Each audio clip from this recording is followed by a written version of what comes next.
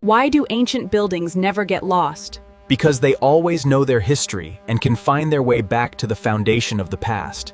Why did the baker go to the art festival? Because he wanted to see if the bread could rise to the occasion and become a masterpiece of culture for everyone to enjoy.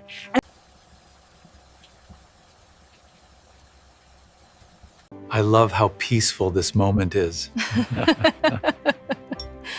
It truly is a happy Nowruz. Welcome to our market. Please feel free to look at these beautiful handmade carpets. Each one tells a unique story of our rich and vibrant culture. Jingles.